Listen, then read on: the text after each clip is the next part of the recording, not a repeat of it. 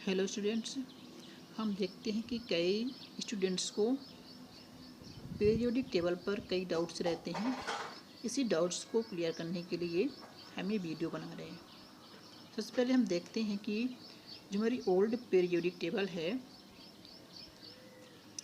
इसका डिस्कवर्ड जो है मेंडलीव ने किया है। और जो हमारी यह टेबल है, यह एटॉमिक मास के बेस पर बनाई गई है, यानी कि कम एटॉमिक मास वाले एलिमेंट को पहले रखा गया है और उसके बाद, ठीक ना, यानी अधिक मास वाले एलिमेंट को इसके बाद रखा गया है। और अब हम आते हैं मॉडर्न पीरियोडिक टेबल पर आते हैं। तो देखते हैं कि जो हमारी मॉडर्न पीरियोडिक टेबल है, इसका जो डिस्कवर्ड है मोसले ने किया है, इसलिए इसे मोसले की पीरियोडिक टेबल बोलते हैं। और जो हमारी ये टेबल है, ये एटॉमिक नंबर के बेस पर बनाई गई है। अगर इसके हम डिस्कवर्ड की बात करते हैं तो 1911 में मोसले ने सबसे पहले क्या किया, एटॉमिक नंबर को डिस्कवर्ड किया और बताया कि जो इसकी फिजिकल और केमिकल प्रॉपर्टीज होती हैं, यानी जो एलिमेंट की फिजिकल और केमिकल प्रॉपर्टीज होती हैं, वो एटॉमिक वेट पर डिपेंड नहीं करती हैं। और जो हमारी मॉडर्न पीरियोडिक टेबल है, इसको एटॉमिक नंबर पर व्यवस्थित करने का एक और बहुत बड़ा रीज़न है कि जो इनके एटॉमिक नंबर होते हैं वो डायरेक्ट करेस्पॉन्ड होते हैं नंबर ऑफ इलेक्ट्रॉन के। और जितने भी रिएक्शंस होते हैं उसमें इलेक्ट्रॉनिक नंबर ही चेंज होते हैं, यानी किसी भी रिएक्शन में प्रोटॉन और न्यूट्रॉन सेम होता है। अब हम पीरियोडिक टेबल में देखते हैं कि ये जो दिख रहे हैं हॉरिजॉन्टल रो हमारे 7 होते हैं। और अगर हम वर्टिकल की बात करें, वर्टिकल रो, तो हमारे ये 18 होते हैं, जिन्हें हम लोग ग्रुप्स बोलते हैं। और जो हमारी ये हॉरिजॉन्टल रो होती हैं 7, इन्हें हम लोग पीरियड्स बोलते हैं। इनमें एक ही पीरियड में जितने एलिमेंट रखे गए हैं उन सब के नंबर ऑफ ऑर्बिट सेम होते हैं। अगर हम ये ग्रुप्स की बात करें तो ग्रुप्स में जितने एलिमेंट्स एक ही ग्रुप में रखे गए हैं, सबके केमिकल प्रॉपर्टीज सिमिलर होती हैं, क्योंकि उनके बैलेंस इलेक्ट्रॉन सेम होते हैं।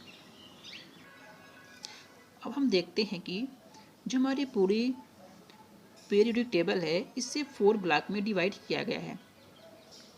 S block, D block, P block और एफ ब्लॉक।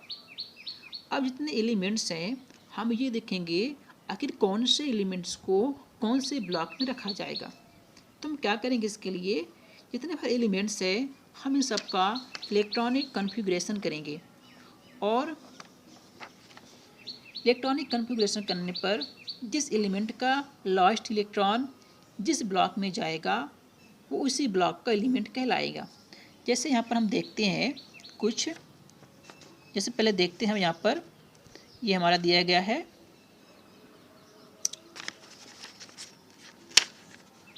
ये हमारा दिया है इलेक्ट्रॉनिक कन्फिग्रेशन का, ये फार्मूला दिया गया है हमें यहाँ पर।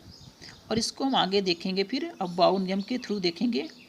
अब देखते हैं, जैसे देखते हैं हाइड्रोजन, देखो इसका हम अगर इलेक्ट्रॉनिक कन्फिग्रेशन करेंगे, देखो इसमें 1s1, यानी कि जो इसका 1 इलेक्ट्रॉन है, ये देखो यानी कि यस ब्लॉक में आता है, इसलिए हाइड्रोजन जो हमारा है ये यस ब्लॉक का कहलाएगा। अब देखते हैं हम बोरान का करते हैं। यहाँ पर देखते हैं बोरान का करने पर देखो ये 1s2, 2s2, 2p1, यानी कि बोरान का इलेक्ट्रॉनिक कन्फिग्रेशन करने पर देखते हैं ये पी ब्लॉक में आता है, इसलिए जो हमारा बोरान है वो पी ब्लॉक का कहलाएगा।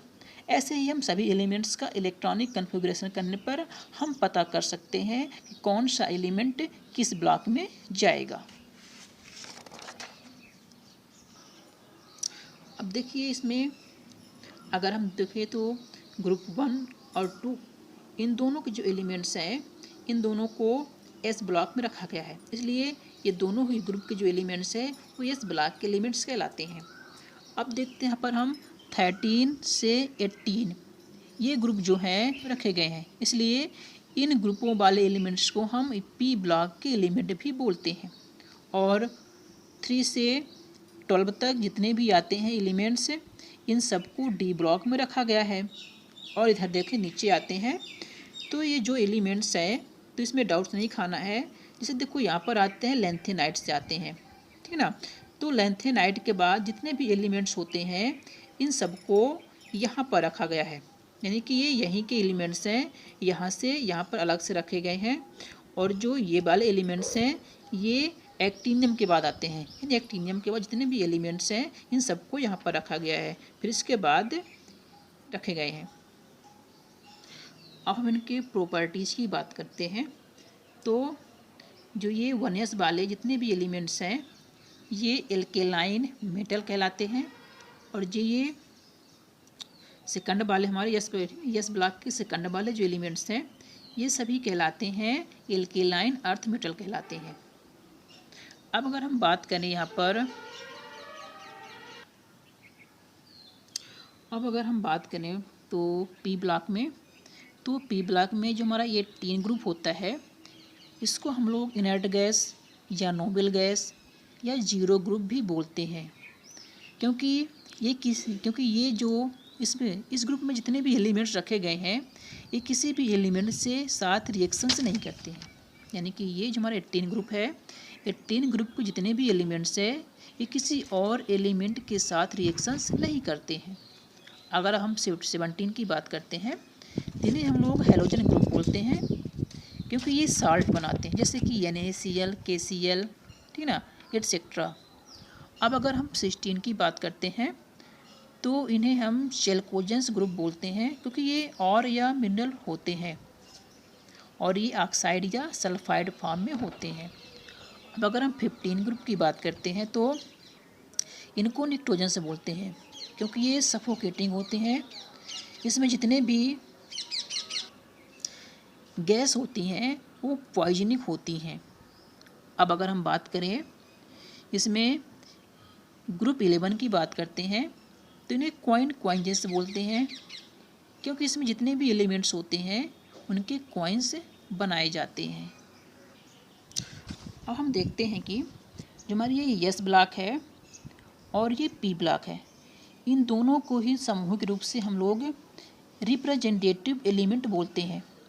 और जो हमारा डी ब्लॉक होता है इसे हम लोग ट्रांजिशन एलिमेंट बोलते हैं।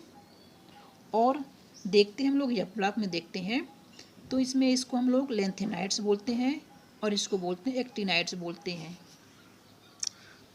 अब अगर हम बात करें एक्टिनाइट्स की तो ये रेडियो एक्टिव होते